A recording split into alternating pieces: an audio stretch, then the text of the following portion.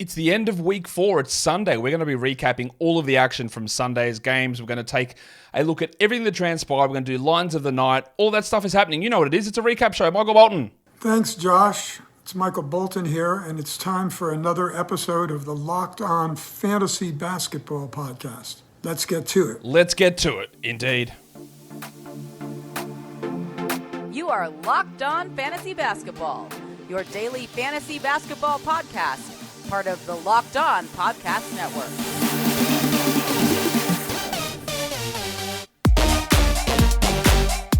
Hello and welcome to the Locked On Fantasy Basketball Podcast, brought to you by Basketball Monster. My name is Josh Lloyd, and I do it all for the baddies. And I'm also the lead fantasy analyst at basketballmonster.com. And you can find me on Twitter, as always, at redrock_bball, on TikTok at redrock_bball, and on Instagram at Locked On Fantasy Basketball. Today's episode is brought to you by Prize Picks. Download the Prize Picks app, enter the code LOCKEDONNBA, or not even download the Prize Picks app. Go to prizepicks.com/LockedOnNBA, and then use the code, all lowercase, LockedOnNBA, for a first deposit match up to $100. Thank you also for making Locked On Fantasy Basketball your first listen every day. We are free, and we are available on all platforms. Busy day on Sunday, 9 games on. Hopefully, if I remember, fingers crossed, at the end of the show, I'll give you an update on industry pickup and where we sit there. It is a very tight battle between me and Mike Barner at the moment, and I think it's going to go 5-4 either way. We'll see how that pans out at the end of the day. And yeah, we'll go through any stuff that's happened. There's not a huge amount of news that I haven't covered in some of the earlier shows, so not much to do there. We're going to basically spank straight into the recaps, but just something that we weren't aware of when I did the shows earlier today is that we did get confirmation that Terry Rozier is out again. So that does help, again, float the value, fingers crossed, of Gordon Hayward, but Brandon Miller, PJ Washington, and of course there's Miles Bridges there coming off the bench. But we don't have that added complication of adding Rozier back into the mix to figure out how everyone plays out, how everything looks. We don't have to worry about that just yet. We will really soon. We're just not quite at that position at the moment with the old Charlotte Hornets. So we might as well just get in, because we've got 9 games that we've got to get into, so we might as well just go and do that right now. The first one, the early game, it was the Philadelphia 76ers, and be prepared. A lot of these games were absolute smackings, a lot of ass kickings, especially early on, so some of the data is not super useful, but we've still got to try and interpret it anyway.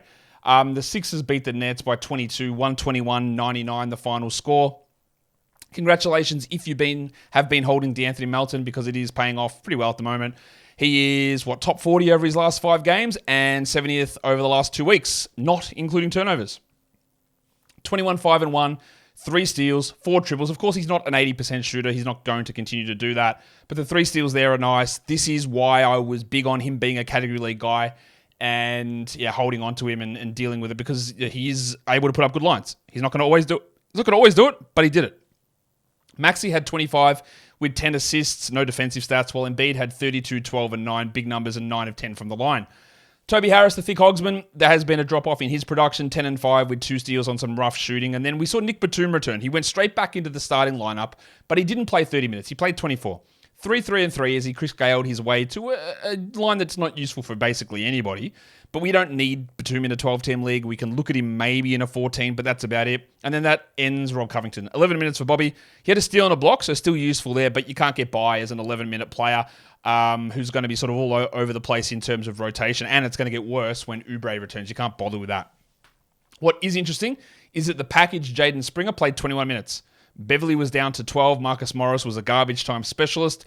And Springer had 10, 5, and 2 with 2 threes. Now, a few extra minutes there because of the blowout, but he's played very well. And that has enabled him to get a more regular role in the rotation. So deeper league people just want to pay a little bit of attention there to Jaden Springer, who is stepping up here in year 3. For the Nets, there was no Thomas, no Simmons. And Lonnie Walker did his thing. Now, Lonnie Walker does this stuff sometimes. 26 points is awesome. 6 triples is awesome. No defensive stats as usual, but 17 shot attempts. You're not going to get many games where Lon Walker leads the team in shot attempts. That's not a long-term plan. This guy was out of the rotation to begin the season. There was also no Dennis Smith in this one, so we had 3 guards not playing. Now, he can get hot for scoring, and you can ride it when that goes down, but he's not a reliable every-night contributor, and when Thomas, Simmons, and even Smith are back, he's just not going to do this. It requires a lot of shots, and it requires elite efficiency 55% from 3, and that is not something that is a maintainable thing. You can stream him in for points, not a problem, but it's just not going to last. Mikal Bridges is 29 minutes, Dinwiddie 28. I believe that Dinwiddie will end up a drop when players return. But again, this was a blowout, so minutes are reduced. That's why Claxton played 23 and Cam Johnson 28. Just bad numbers all around for majority of these guys. Stinker from Claxton as well, going 0 of 3 from the line. The 10 of 9 is nice, and the 5 of 6 from the field is good, but just really bad stuff for the majority of those guys as they got pretty handily cooked by the Philadelphia 76ers, which is a great transition if we're talking about teams getting cooked to really start to look at the Detroit Pistons. My man, Troy Weaver, the man who has a million excuses made for him at all points and was a dreadful GM basically from day one. The Pistons lose to the Raptors 142-113, a destruction. And yes, I'm aware there are a lot of injuries currently in Detroit. No Duran, Bogdanovic, Hayes, Harris, Morris, and Livers. You could argue that's 7 rotation players. You could. Maybe they are, maybe they're not. I don't know. But they're still bad. Yahoo. Any chance we could try Stanley Umude? Maybe. 19 points in 25 minutes for Stan on 83% shooting. Cool. Look at the amount of guys that are out. We're not going to look at this long term. Cade Cunningham, just 27 minutes, 18, 5, and 4. The counting stats are good. That's there. The usage is good. That's there. The efficiency is still rough, and he's really struggling with it. It is a real problem at the moment. We hope that shooting can come back up, but he is struggling in a big way. We had Asar Thompson play 30 minutes, 9 and 10 with a steal and a block. So good to see his minutes back. But a middling sort of performance, I would guess. While Isaiah Stewart just 21 minutes and Kevin Knox had 6 points on 18% because we have seen Kevin Knox play before. You could have streamed him in, but he's not a starter. He's not a useful fantasy player. He's nothing. He's no good. He's not going to play most nights. And they are in trouble. They have their stretch 4 options in Bogdanovic and Livers are not there. But Kevin Knox is not the answer. I think we're all well aware of that. Jaden Ivey moved into the starting lineup with the absence of Killian Hayes. And I wouldn't say that he did himself any favors to keep that position. 9, 3, and 4 in 28 minutes on 30%. No threes, no steals, no blocks. His situation is really rough at the moment. At least he was a neutral in terms of plus minus compared to a lot of the other guys. But it's really hard to get excited about Ivy and this team. They play again tomorrow, so if you do have these players like Isaiah Stewart, like Jaden Ivey, or even Kevin Knox, hold them for Monday. But then they don't play again until Sunday at the end of the week, so you can easily move on from a big chunk of these players. Marcus Sasser got 21 minutes, 9, 1, and 6, but they just seem completely lost in what they're doing. Jim Wiseman did score 15 points. Don't let it fool you. He's still not very good at all, and he's not likely to be a regular rotation player, and Bagley had 6 points in 15 minutes. Just a disastrous scenario again for Detroit, and when's the last time they won a game? Duncan Smith on Twitter tweeted this out, that since the trade deadline, they're like 4-35, which is a 9-win pace for an entire season. Let Troy cook.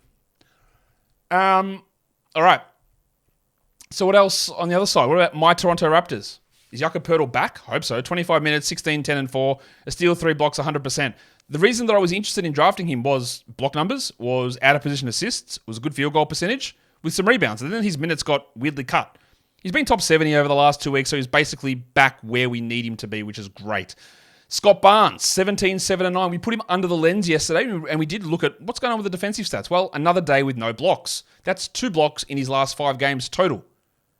Where he's going to end up end of season is still very much up in the air, despite a very hot start to the year. But great assist numbers, great field goal percentage. Well, Siakam got some usage back in this one. Barnes' usage also really starting to become a problem in terms of maintaining the value. Under 22 here. Siakam, 23, 7, and 6 in 29 minutes. And I think it's fair to say that Barnes and Siakam cannot coexist both as 25-plus usage players. They seem to go back and forward every time, alternating games, sort of. But if one has a good usage, the other one doesn't. That seems to have been a pattern here. Let's keep an eye on that. OG Anunoby returned after cutting his finger in a way that he will not describe how, which always sounds sus. 9 points on 18% is terrible. 5 rebounds, 2 steals, but who cares? He's back. It's good. Well, Dennis Schroeder had 17, 2, and 7. Some good numbers there. Good night from Gaz Trent as well. 18 points with 2 threes with a steal and a block. That's a good stream, but of course it's against nobody. And it was a blowout, and I don't think we need to rely upon Trenner as anything more than a points and threes type of streamer. Not much else going on with that game that's worth mentioning, I don't think. Today's episode is brought to you by Prize Picks, the largest daily fantasy sports platform in North America. It's also the easiest and the most exciting way to play DFS. It's just you against the numbers. Instead of going up against thousands of people, trying to battle and navigate through salary caps and pros with all their advanced algorithms and spreadsheets, it's just you against numbers. They put up a stat and you just say more or less. That's all you need to do. You get between two to six of those into a lineup, and you can win up to 25 times your money back. You can do these entries super easy. They're super fast. It's not hard to do at all. They put up a number and you just look at it and go, well, come on, that's a little low. Let's say more. Or they put it up and you go, that's a little high, and we go less. A big array of different stats and different numbers and different players that you can use over on Prize Picks as well. So go to prizepicks.com/lockedonnba. The code is lockedonnba, and you get a first deposit match up to $100. That's prizepicks.com/lockedonnba. The code is lockedonnba, and you get a first deposit match up to $100. Prize Picks is daily fantasy sports made easy. That will bring us now, after we are 2 games down, we'll come in and look at the third game of the day. And disappointingly, even though the final score might not tell you this, disappointingly, this was another blowout because the Magic win 128-116. So it's only 12 points, but basically the Pacers ran all bench units for the final quarter, and the Magic brought in all their deep reserves with about 7 minutes to go in the game. So when you look at the numbers, you go, what's going on? Why do these guys have low minutes? This is why. Paulo Banchero did some good stuff. 24, 3 and 0, 1 steal, 2 blocks, 64% and 86 from the line. Excellent stuff from Paulo. There's going to be big fluctuations with his percentages and his defensive stats, but that was good. Goga Badadze, annoying because I'm going up against him, but he had 4 blocks with 8 and 8. Continues to be a solid stream option while Wendell Carter is out. As for Wagner, 16 points. He did his thing as well. 16 points in 21 minutes, but it wasn't great for John Isaac. Again, it was a blowout. He could have very easily added 6 more minutes onto this at the end of the game. He had 14 minutes, 5 and 3 with a steal and a block. Still brought the defense, still worth just having a little bit of a look at and see where the minutes progress from here. Wagner had 19 and 7, while Gaz Harris played 22 minutes for 13 with 3 threes. He's turning into a little bit of a 3-point stream option here, Gary. Suggsy played only 18 minutes. He had 18 points on 75%, but again, he was dealing with some knocks and bumps and bruises, and it was a blowout, so don't panic about minutes there. While Anthony had 15, 5 and 3 in 25 minutes, and Anthony Black had 2 blocks for the big fella there, Mr. Black, but he is just not anywhere really near being fantasy useful. Even in the starts, he's not even... he's barely a 20-team streamer, even in those starting roles. For the Pacers, I don't know what we get out of it, right? 23 minutes for Miles Turner, 10 and 4 with 3 blocks. You love the 3 blocks. The 30% doesn't work, but it was a blowout. This is how we can tell. We saw, what did we see? We saw Ben Shepherd play 16 minutes. Isaiah Jackson played 12 minutes. Jordan Nwora got 23 minutes. Now, part of that is because Aaron Nesmith did seem to hurt his arm, so watch that. Nwora went off, 19 and 5 with 2 steals and 73%. We've seen him do this before. He's like a bigger Lonnie Walker, where he can get really red hot with his shot, and it looks fantastic, and then he just goes missing plenty of other times. Watch this if Nesmith is out, that Nwora will step into a rotation role, and he'll have some okay games.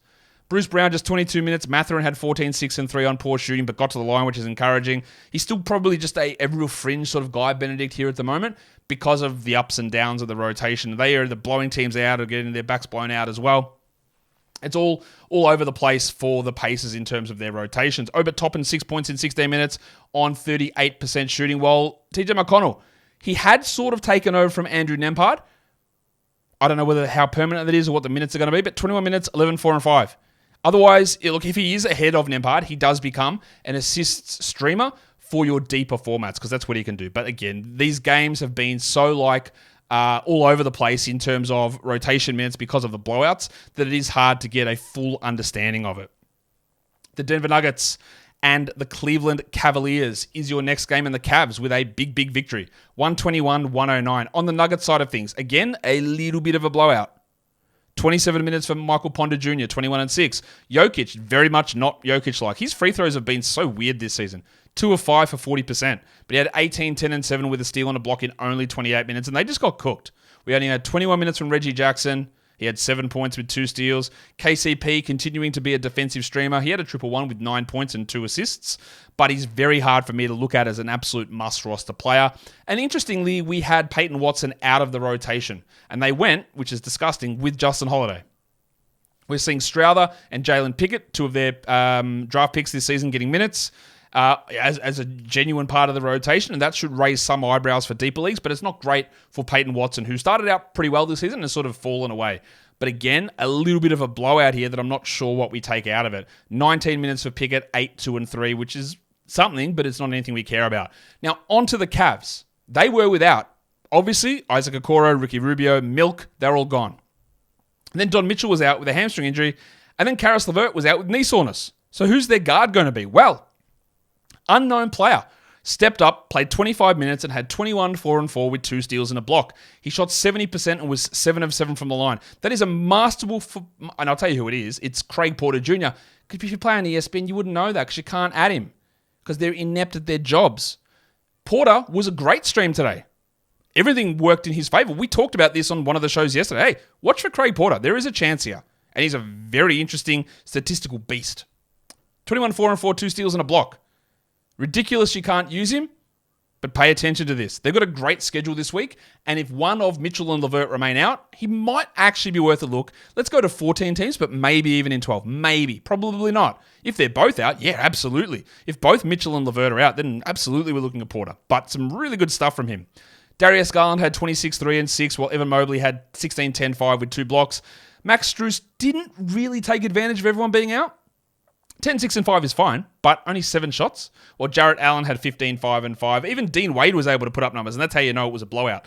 6 and 10 with 2 threes for Wadey in 24 minutes. And we had Sam Merrill doing his Sam Hauser impression.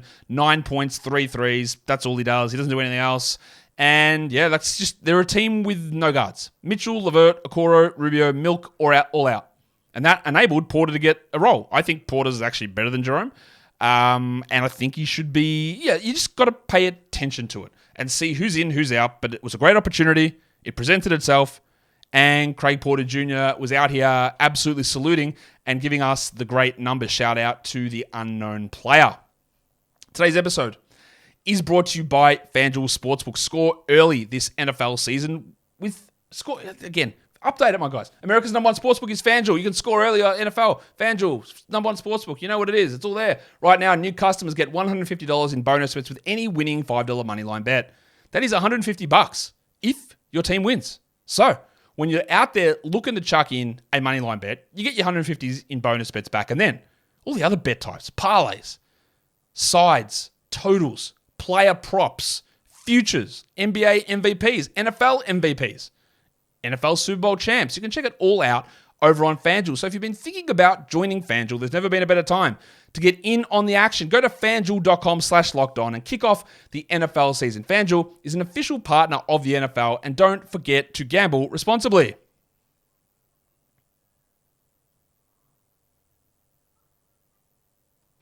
Let's go to the 5th game of the day. Another blowout. The Kings, 129. The Dallas Mavericks, 113. The Kings on the road with a big victory. Yes, Dallas was on a back-to-back, but that's what happened. Were they?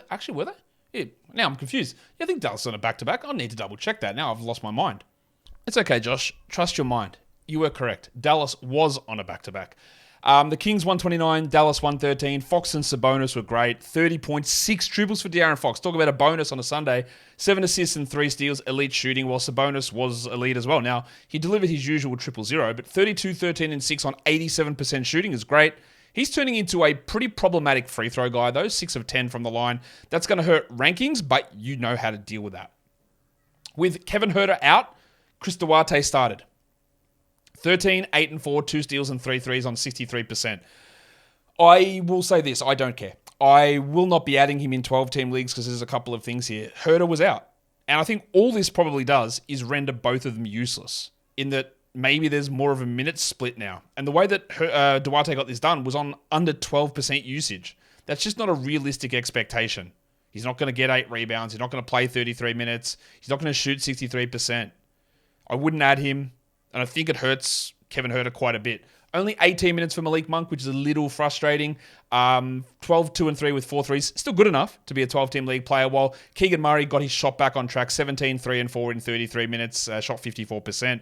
Barnesy, the streaming legend, Harrison Barnes, added 6 assists with 12 points. That's what he is. That's how you view him. You stream him in on days like this, and you don't have to roster him otherwise. And then not much else going on. We did see Davion Mitchell get some minutes, but Keon Ellis did get hurt and never returned, even though they said he was available. Obviously, we're not rostering Davion Mitchell anywhere. On the Mavericks, they made a starting lineup change in the second half, and Josh Green started over Derek Jones. 11, 4, and 5 for Green with 2 steals and 2 threes, and that's all well and good.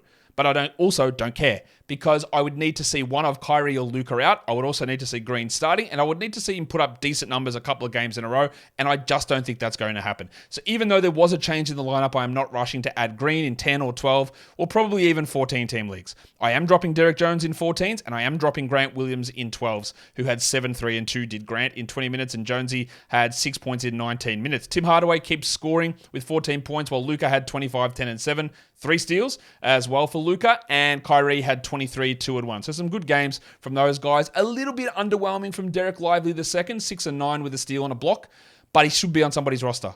It's doesn't have to be yours, but the blocks, the field goal percentage, some rebounds, there's use in all of that stuff. He is a low usage player, we know this, but you know what you're getting out of him. He should be on somebody's roster, but as I said, and I will say it again, it just does not have to be yours, but he shouldn't be on the waiver wire. That's for category leagues. For points leagues, don't worry. Leave you on a waiver wire in 12-team points leagues. You don't need to worry about that. Now we've got some interesting games to get into. Boston just squeaks past Memphis. 102-100. The Grizzlies put up a good fight in this one after we know they've been dealing with a lot of problems. And we'll start with the Boston side of things. They've got a back-to-back tomorrow, so just be aware of a few things here. Kristaps Porzingis, towards the end of the game, looked like he was struggling a little bit with his ankle. Now, his line was great, 26 and 8 with 6 blocks, 69% shooting, 8 of 9 from the line. Love it. It may end up getting me the win in industry pickup. We will see at the end of the day. We're on a knife's edge. Tatum had 20 and 9 with 5 assists, a steal, and a block. Al Horford probably sits tomorrow, 5 points. But what about Slammin' Sammy Hauser? 15 points, 5 threes, and 2 steals. The most elite threes streamer in the NBA. And tomorrow, there may not be Horford, most likely not. There might not be Porzingis. There also might not be Jaylen Brown, who did play this one with a groin issue, but didn't play particularly well. 31% shooting, 12, 6, and 3. Could he sit tomorrow as well? We could be really looking at a Pritchard and Hauser day as streaming for Monday with 8 games on. So keep an eye on that. The absolute roller coaster that is Derek White continues. 10 points on 33%, 4 assists. My take on him remains exactly the same. It's hard to have consistent, strong top value on very, very low usage. He will have big games. But if you're expecting to get by just on defensive stats, because he's not going to have the ball in his hands to rack up big assists most nights or big scoring, it is hard to do. And we've seen that. He is still where is Dez. He's like outside the top 60 per game for the season, but outside the top 150 over his last 5 games. I had him around the 90 to 100 mark, I think, once Drew Holiday was traded there. And I think we're sort of seeing that appear at the moment. Drew Holiday struggling a bit too, 7, 6, and 4 on 29%. But I guess the biggest story in this game is on the Memphis side, because Santi Aldama went crazy. 28, 12, and 6 with 6 threes and 41% shooting. Now, let's address a couple of things here, because there is going to be people watching this or who will tweet at me or whatever. Hey, you said drop Santi Aldama. Guess you were wrong again. Cool, I was. Yep, absolutely. And I would appreciate if you went onto every one of my videos and commented that I was wrong, because it doesn't help the algorithm at all, not at all. So just go and write that on every video. Here is what happens often in fantasy basketball. My take on Santi Aldama was, I don't think they are going to play 30 minutes of Santi Aldama at power forward with Jaren Jackson at center, because they do not want to play Jaren Jackson at center. They'll fill the center minutes mostly with Tillman and Biyombo, leading I don't really find where Aldama gets enough minutes to be valuable. And that was 100% true. Like, that is exactly what happened. What I didn't expect to happen was Tillman to get this knee problem that's kept him out for 2 weeks, and for their starting point guard Marcus Smart to be out, and then they replaced Marcus Smart with Santi Aldama in the lineup, playing at the 3 in a lineup they refused to use last season, so they can start Desmond Bane at point guard. I didn't see that coming. 100% correct. I didn't see it. I didn't. But I also don't know how you could have. So there are different ways of looking at everything. Things are dynamic in fantasy basketball. I can say that not having Aldama on your roster for weeks 1, 2, and 3 was the right call, because it was. He wasn't producing anything like that. And there can be any move you make. You'd be like, man, why did I drop this guy? Well, because it was the right decision. You can't look through, you're not Doctor Strange to sit through 10 billion different, like your head wibbling around like that, to look through every possible outcome and every possible probability of situations that occurs, because then you'd have 300 blokes on your roster for every single eventuality, like stashing Craig Porter, just in case for the game where everyone's out and he gets a big run. You can't do that sort of stuff. So, while I don't sit here beat myself up about it, you guys do a good enough job beating me up about things that are incorrect anyway. Not all of you. A very small percentage. Don't beat yourself up about it, because things just happen that are completely out of any predictability and things that are just weird, like Aldama going off. Now, they don't play again until Wednesday, which is obviously 14 games. Would Aldama be startable in that one? Borderline. But I don't see how, considering he finished last game as the starter, he started this game and went off, that he's going to move out of the starting lineup until Marcus Smart returns. So while you could say, not sure I'm going to add him, I wouldn't start him on Wednesday, this looks more like a 3 to 4 week investment in some okay numbers. I'm also not expecting Santi Aldama to lead the team in shots with 27. Yeah, that's not a lie. 27 shots. Nor do I expect him to drop in 6 triples and shoot them at 40%, or do I expect him to have 6 assists and 2 steals. This is absolutely everything sort of swishing together into a big performance. Add him. I think it is a good move. But also there are a number of things here that don't necessarily lean that way. Also, Biyombo got into extreme foul trouble and played 14 minutes here. Not that it impacts Santi a huge amount because he was playing at the 3. And I hope that all makes sense. Again, this is not about making excuses for shit because, well, maybe it is. Maybe you think it is. Just admit you're wrong, Josh. All right, I'm wrong. Got it wrong. Told you to drop Santi. I'm wrong. Cool. But it's about the process and how you can't get stuck on these sort of things that you literally had no way of predicting 3 weeks ago. You couldn't. There was no way of seeing this. Desmond Bane, 30 points, 7 triples, 8 assists, thrived as a point guard. He also took 27 shots and hit them at the exact same rate Santi did. 11 of 27 for both guys. Really negative percentages, but good numbers nonetheless. And Jaren had 17 and 8. What is encouraging here for Jaren is he played 34 minutes. Jacob Gilead, starting legend, moved back to the bench and played 15 minutes. He had 5 assists and 2 steals, which actually puts him sort of as a streamy option, but his days of starting appeared to be numbered. And then there's just a bunch of bullshit. 6 and 7 for Zaire Williams, 6 points for Vince Williams, 2 and 5 in 26 minutes for Lil John Conchar, and David Roddy. Remember when Marcus Smart got hurt? David Roddy's the guy that stepped up and put up big numbers, and he's been useless ever since. 0, 2, 0, 0, 0 in 20 minutes. I'm at 4% usage. I'm not sure he's a rotation player when this team is healthy. But again, this is bias. Understand where it's coming from. I'll always put it out there. I don't think David Roddy's a very good player. I don't think he's got any sort of level of high upside. And I could be wrong on that, but what I've seen from him, I don't like it. And he's obviously, like, if you could have rushed to grab him, which would have made a little bit of sense because he put up like a Richie Beno in basically a half of basketball when Smart went down, and then nothing has followed on from that. So, bad game from him. Some interesting Kenny Lofton minutes, 6 points in 13 minutes, but we don't need to do anything with that. All right, let's look at the game that didn't seem like it was ever going to end. And I'm not even sure that the final result in this game was correct. I got no idea. I'm recording this immediately after the final, try to get this stuff out as quickly as I can, immediately after the final determination on the review that it wasn't a foul on Kevin Durant on the final shot in double overtime. I don't know, man. I don't know. I'm sure there's going to be a lot of dissection of it, but it looked like a foul to me. But anyway, that's how we go. 140 to 137, Phoenix beats Utah. Durant played 46 minutes, 39, 8 and 10, 2 steals and a block, a non-foul at the end, an elite performance from KD. It was a big one from Nurkic as well, 35 minutes, 18, 11 with 2 blocks. And Eric Gordon, 20 points, 5 dribbles, 6 assists, 2 steals, 2 blocks. Now, obviously, a lot of these numbers are super inflated by double overtime, but even at the end of regulation, Gordon's line was enough to be 12-team worthy.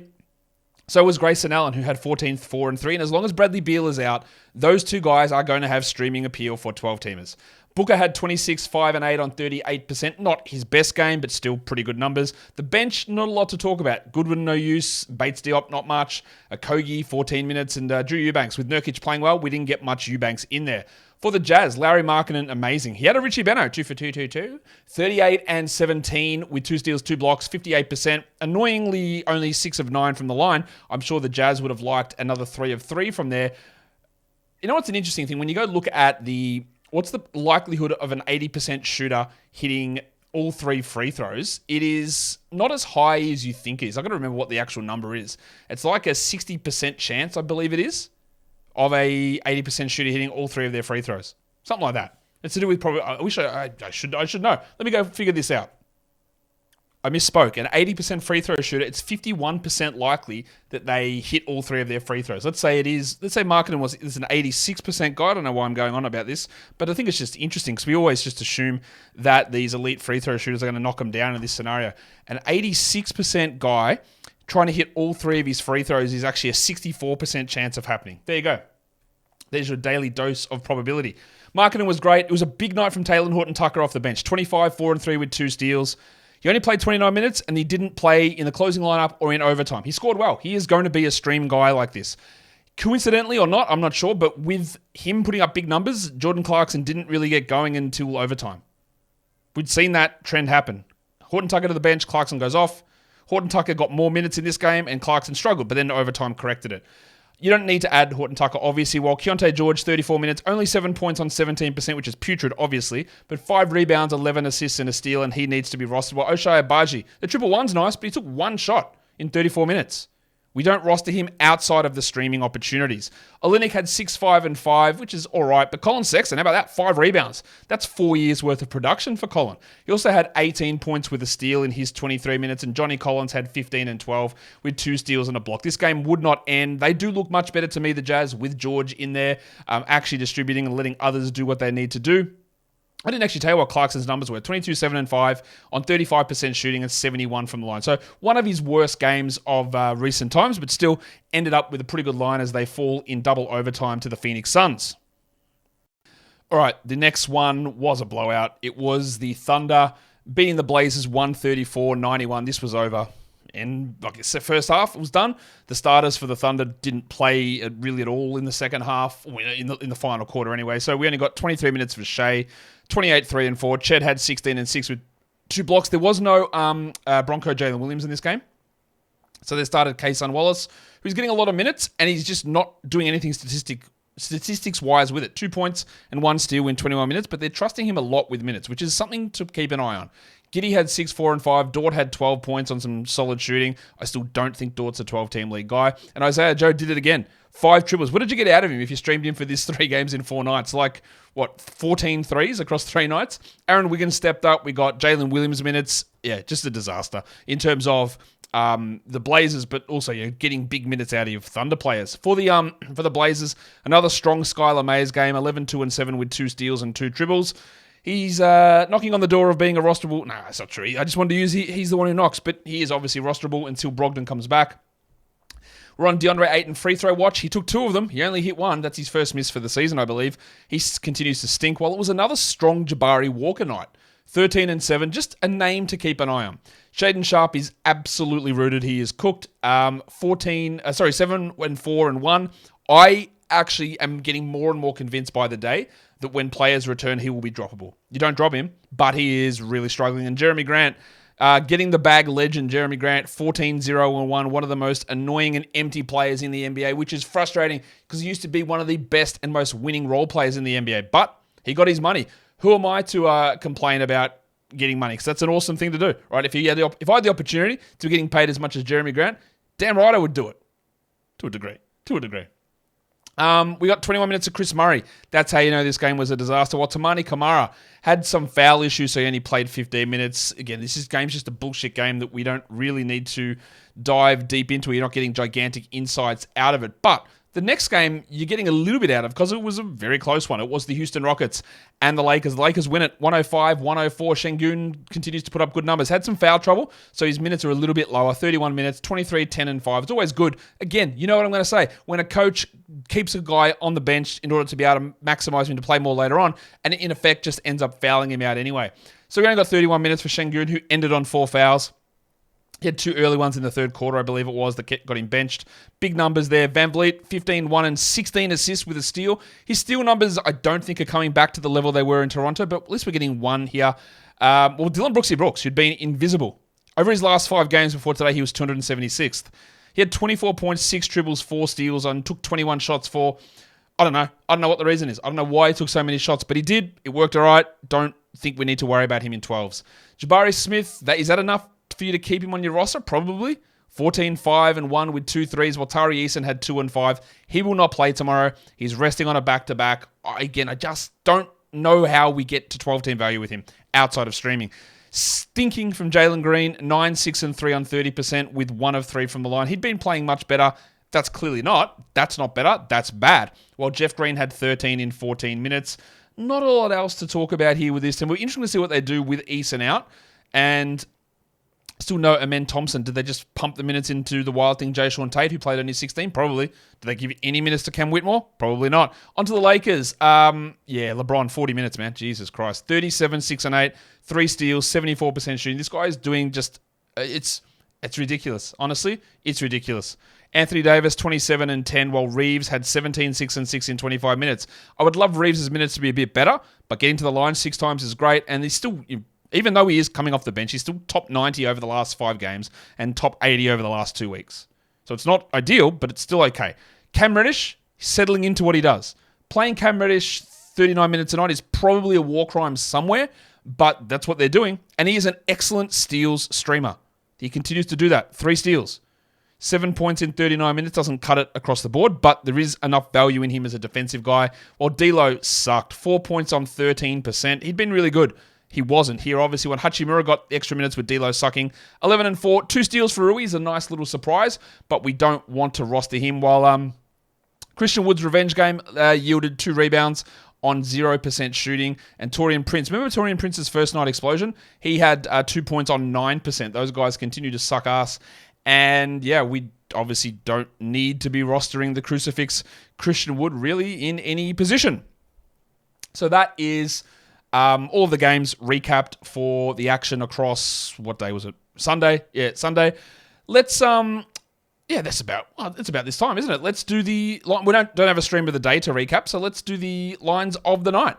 The monstrous line of the night is where we're going to go first, and there were a number of contenders. The list was shifting back and forward all night, but in the end, we are going with KD. The double overtime helps. 39 points, 8 rebounds, and 10 assists is a fantastic return from KD. The waiver wire line of the night, this one's not really significantly debatable. I think it's obviously going to be the big fella, Santi Aldama in Memphis, starting small forward. They don't play until Wednesday. There are 14 games on, but this looks like it could be a 3-week sort of stream option here for Santi. So bear that in mind. You might lose a stream option Monday, Tuesday, but maybe you gain some value moving forward with Marcus Smart out. But it is worth noting that Derrick Rose didn't play, and Luke Kennard didn't play, and Xavier Tillman didn't play. How that impacts everything, I don't know. But all of those guys did not play, and they could very easily be back in the lineup on Wednesday, and there might be an impact there. The young gun of the night, the first or second year player with the best performance. This one goes to unknown player from the Cleveland Cavaliers. 21 points, 4 assists, and 2 steals for Craig Porter Jr. The Cavs have got a great schedule next week, so if we hear any news that Okoro and Mitchell remain out, as well as Milk and LeVert, probably only need 2 of those guys out. If Mitchell and LeVert are out, I think Porter is at least streamable in deeper leagues. And even as you get shallower, because of the Cavs' good schedule, there might be something there. And the dud of the night, we had a few different options here, but in the end, we have to settle on the big fella. He's actually not that big of a fella, but I'm going to call him the big fella. We're going to Indiana, and we are looking at Shavano Heald, who had 3 points, 1 rebound, and 2 assists in one of the many, many blowouts of the day. Let's do the top 6 players now across the NBA in the various categories that we like to do them. Top 6 players overall. Number 1 was Kevin Durant, followed by LeBron James, Kristaps Porzingis, Larry Markkanen, and Joel Embiid at 5. And De'Aaron Fox, almost forgot to say his name. De'Aaron Fox comes in at number 6. Your top 6 players rostered in under 50% of leagues. It is Santi Aldama. It is Craig Porter at 2. Eric Gordon, just streaming while Beal is out. Really good numbers. Taylor Horton-Tucker exploded. I don't really care for that in 12-team leagues. Lonnie Walker, sure, if you need some points, still don't really buy it long term. And then Goga Badadze at number 6. Yeah, he is fine if that's what you need. He's bringing basically what you expect from him. And the top 6 players in Yahoo points leagues: Markkanen, Durant, LeBron, Embiid, Aldama, and Kristaps Porzingis. Now, I did say that I was going to give you a little bit of an update on industry pickup, so we might as well go and do that now. Let's do it. gives me an excuse to show off a little graphic that I made. So here is the matchup for today. I did get the victory in the end over Mike Barner 5-4. Mitch Casey wins it over Alex Reclean 7-2. Drew Dinkmeyer beats Kingy 6-3. Noel Rubin beats Dan Titus 6-3.